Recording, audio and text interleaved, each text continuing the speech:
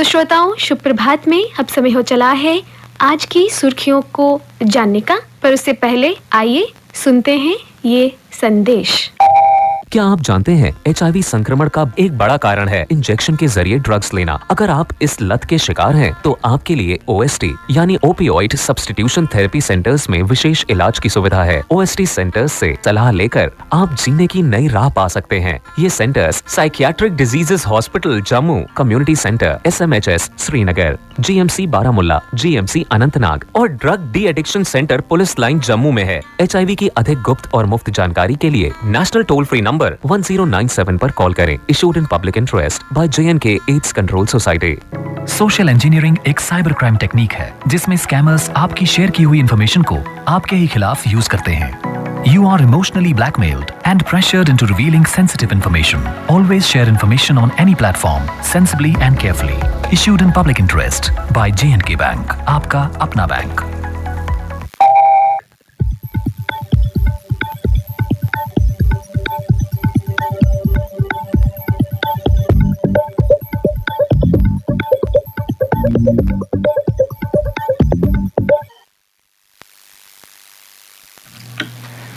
धन्यवाद सोनाक्षी। समाचार पत्रों की सुर्खियों के साथ आज न्यूज डेस्क पर मैं हूं अनिरुद्ध जम्वाल।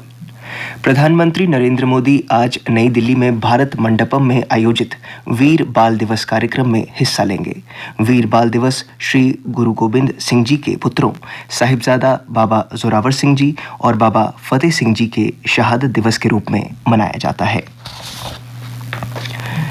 सेना प्रमुख जनरल मनोज पांडे ने पिछले सप्ताह सेना के वाहनों पर हुए आतंकवादी हमले के मद्देनजर राजौरी पुंछ सेक्टर में जमीनी स्थिति की समीक्षा की।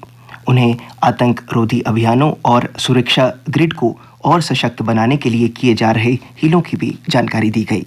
सेना प्रमुख जम्मू पहुंचने के फौरन बाद स्थिति की समीक्षा करने के लिए पुंछ रवाना हो गए। विदेश मंत्री S जयशंकर रूस की 5 दिवसीय यात्रा पर मॉस्को पहुंचे। विदेश मंत्री रूस के उप प्रधानमंत्री और उद्योग व्यापार मंत्री डेनिस मंटूरो से आर्थिक मामलों पर विचार विमर्श करेंगे। डॉक्टर जयशंकर रूस के विदेश मंत्री सर्गेई लाव्रोव से द्विपक्षीय, बहुपक्षीय और अंतर्राष्ट्रीय मुद्दों पर भी बातचीत करेंगे। जम्मू कश्मीर के पुंछ में सैन्य वाहन पर हुए आतंकी हमले में शहीद हुए नायक गौतम कुमार और नायक वीरेंद्र सिंह के पार्थिव शरीर पूरे सैन्य सम्मान के साथ पंचतत्व में विलीन कर दिए गए। इस दौरान उमड़े जन समूह के भारत माता की जय के नारों में वीर सपूतों को अंतिम विदाई दी गई। अयोध्या में 22 जनवरी को रामलला की प्राण प्रतिष्ठा को लेकर हर ओर उल्लास और उत्साह है। नेपाल की विभिन्न नदियों के जल से प्रभु श्री राम का होगा जलाभिषेक। उत्तर प्रदेश के गाजीपुर में पंडित मदन मोहन मालवीय और पूर्व PM अटल बिहारी वाजपेयी की जयंती पर हुए समारोह में मौजूद प्रदेश के उपराज्यपाल मनोज सिन्हा ने कहा कि हर व्यक्ति वर्ष 2047 तक विकसित भारत के लिए देखभाल करने वाला और समावेशी समाज बनाने के लिए प्रतिबद्ध होना चाहिए। उन्होंने कहा कि महामहिम आधुनिक शिक्षा और औद्योगिक विकास के प्रमुख वास्तुकारों में से एक थे, जबकि वाजपेयी जी ने अपनी नीतियों और सार्वजनिक सेवा से देश में सुशासन की नींव रखी। चीन ने सोमवार को कहा कि वे भारत में चीनी स्मार्टफोन निर्माता वीवो के लिए काम करने वाले गिरफ्तार कर्मचारियों को सुरक्षा और सहायता प्रदान करेगा। आपको बता दें, ईडी ने पिछले हफ्ते चीनी स्मार्टफोन निर्माता और कुछ अन्य के खिलाफ मनी लॉन्ड्रिंग जांच के दौरान वीवो इंडिया के 3 अधिकारियों को गिरफ्तार किया था। वैष्णो देवी की यात्रा 10 साल का रिकॉर्ड टूटा। इस वर्ष अब तक 93,45,500 श्रद्धालुओं के लिए मां के दर्शन, वर्ष 2013 में 93,23,647 श्रद्धालु आए थे यात्रा करने के लिए। नववर्ष को लेकर मां वैष्णो देवी भवन के साथ ही आधार शिविर कटरा में उत्सव जैसा माहौल बना हुआ है और श्रद्धालुओं की खूब चहल पहल देखने को मिल रही है। और अब अन्य समाचारों के साथ मेरी सहयोगी प्रतिमा शर्मा।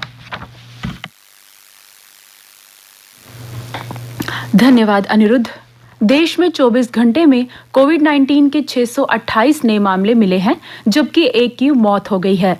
कोरोना के सक्रिय मामले अब 4054 हो चुके हैं और इसके सब वेरिएंट JN.1 के रविवार तक 63 मामले सामने आए हैं। केंद्रीय विद्यालय संगठन आर्थिक रूप से कमजोर श्रेणी यानी EWS के किसी छात्र को केंद्रीय विद्यालय में प्रवेश देने से महज इसलिए नहीं रोक सकते कि आय प्रमाण पत्र दूसरे राज्य में बना है। दिल्ली हाई कोर्ट ने स्पष्ट किया है कि इस विद्यालय को केंद्रीय सरकार चलाती है और वही तय करेगी कि EWS की सालाना आय सीमा क्या होगी और प्रमाण पत्र कौन जारी करेगा। प्रवर्तन केंद्र जम्मू ने जम्मू कश्मीर में GST चालान और ई-वे बिल जैसे उचित दस्तावेज नहीं ले जाने पर पिछले 9 माह में 2.1 करोड़ रुपए का जुर्माना वसूल किया है, जो पिछले वर्ष की तुलना में 63% अधिक है। स्मार्ट सिटी प्रोजेक्ट के तहत अप्रैल में 1.6 करोड़ रुपए की लागत से 30 वाटर ATM लगाए गए, जिनका मकसद लोगों को शुद्ध पानी मुहैया करवाना था, पर 9 महीने बाद भी नगर निगम वाटर ATM को शुरू नहीं करवा पाया। अधिकतर मशीनों को तो पाइपलाइन से ही नहीं जोड़ा गया है, कई में बिजली के कनेक्शन नहीं मिले हैं। खास बात यह है कि निगम कार्यालय के सामने ही वाटर ATM बंद पड़ा है। अब खेल समाचार।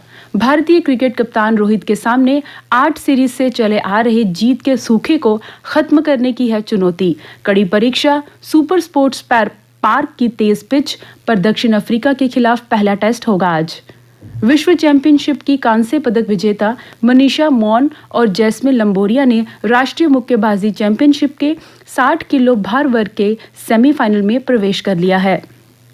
अपने प्रतिभाशाली छोटे भाई लक्ष्य सेन के साए में जीने के बाद चिराग सेन आखिर में सीनियर राष्ट्रीय चैंपियनशिप में पुरुष एकल का खिताब जीतने में सफल रहे और उन्होंने कहा कि यह उपलब्धि अंतर्राष्ट्रीय स्तर पर सफलता हासिल करने के लिए प्रेरित करेगी। ऑस्ट्रेलिया के खिलाफ सीरीज के लिए भारतीय महिला वनडे टीम में कई नए चेहरे शामिल हुए हैं। भारतीय महिला टीम ऑस्ट्रेलिया के खिलाफ 3 वनडे और इतने ही T20 अंतर्राष्ट्रीय क्रिकेट मैच खेलेगी। पहला मैच 28 दिसंबर को मुंबई में होगा। अब मौसम का हाल। मौसम विज्ञान केंद्र के अनुसार आज जम्मू संभाग में मौसम के शुष्क रहने की संभावना है। कल का अधिकतम तापमान 21.3 डिग्री सेल्सियस और न्यूनतम तापमान 7.3 डिग्री सेल्सियस रिकॉर्ड किया गया। आज सूर्यास्त 5:33 पर होगा और कल सूर्योदय 7:32 पर होगा।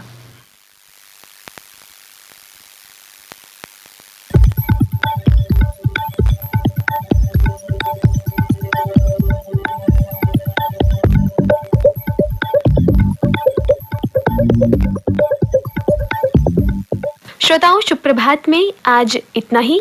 दीजिए अपनी रेडियो दोस्त सोनाक्षी को इजाजत। नमस्कार।